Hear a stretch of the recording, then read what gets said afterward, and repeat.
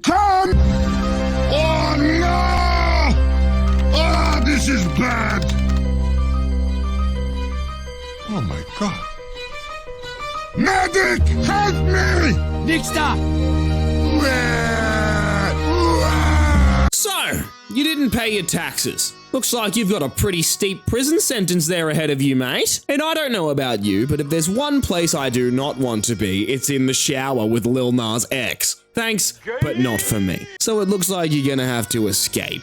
I learnt everything I know about breaking out of jail from the 2015 game The Escapists, a pixelated strategy game where your main objective is to make like a shepherd and get the flock out of there. This game has many different prisons to break out of, and I broke out of every single one they threw me in. Not because I hate prison, but because I enjoy the thrill of escape. Get this shit off me! All jokes aside, this game is actually really fun. I played through this whole game back in like 2018 and decided that I wanted to revisit it to see if it aged well, and I'm pleasantly surprised with just how well this game holds up. Now, escaping prison is no easy feat. It definitely comes with its challenges. Much like my shitty ex-girlfriend, these prisons aren't happy with the idea of you living a happy life outside of its confines.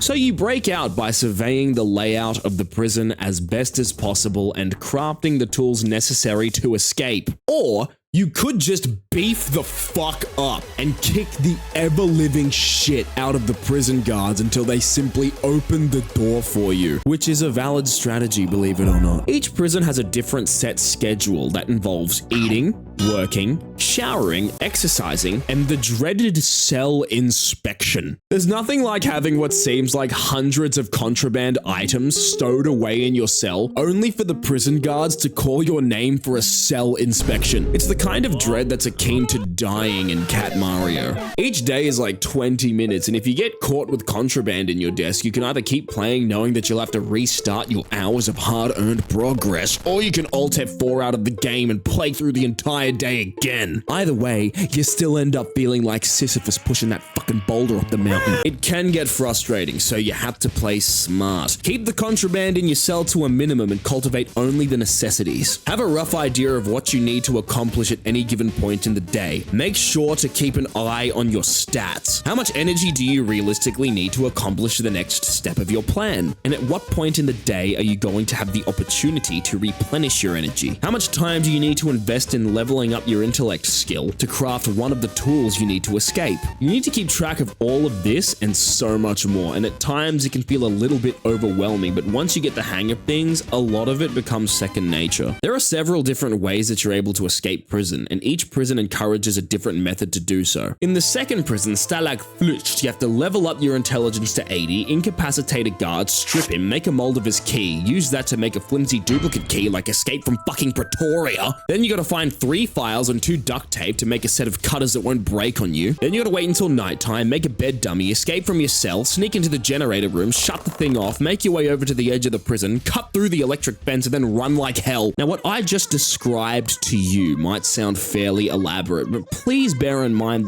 that this was the second prison in the game. There's like 15 levels of difficulty after this one, bro. I can't believe we made it! Son, we just crossed the street. So let's see what we have to do to escape one of the harder prisons like San Pancho. I fucking hate this prison so much. First, believe it or not, we have to take all the forks from the kitchen and dig out a hole from the cell to the shower, and then dig out another hole from the shower to the main area, and then another hole from the main area to the tailoring workshop, and then another hole from the tailoring workshop to one of the hard to reach areas of the prison that the guards don't check. Then you gotta level up your intellect, build a shovel, and get a fuckload of timber to start digging a big ass tunnel, right up until you reach the electric fence. Then you gotta incapacitate a guard, strip him, make another fucking key, make a rope out of bed sheets, make another bed dummy, wait till nighttime, sneak up to the roof, cut through through the fence guarding the generator, shut the thing off, quickly descend back down to the main area, make a beeline for your big-ass tunnel to cut through the electric fence before the generator turns back on. Then you gotta keep digging for the next few days, past the landmines until you hit the prison wall, go back, sleep until daytime, find some duct tape and 2 crowbars, which is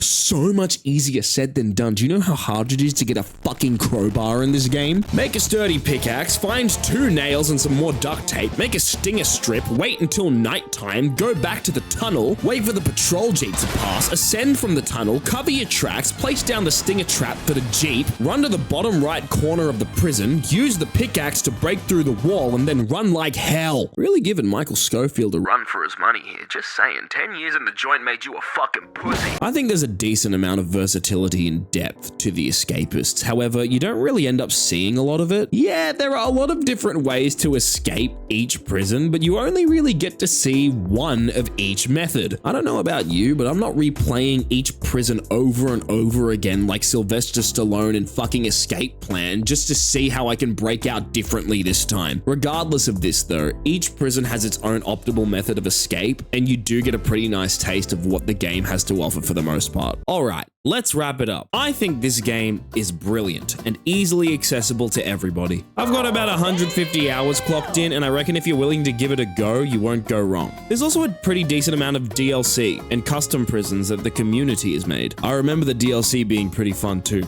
My favorite one was the Escape Team, a map that pays homage to the A-Team, so definitely check that out if you're planning on buying the game. Also, Merry Christmas! See you guys in 2025, swat!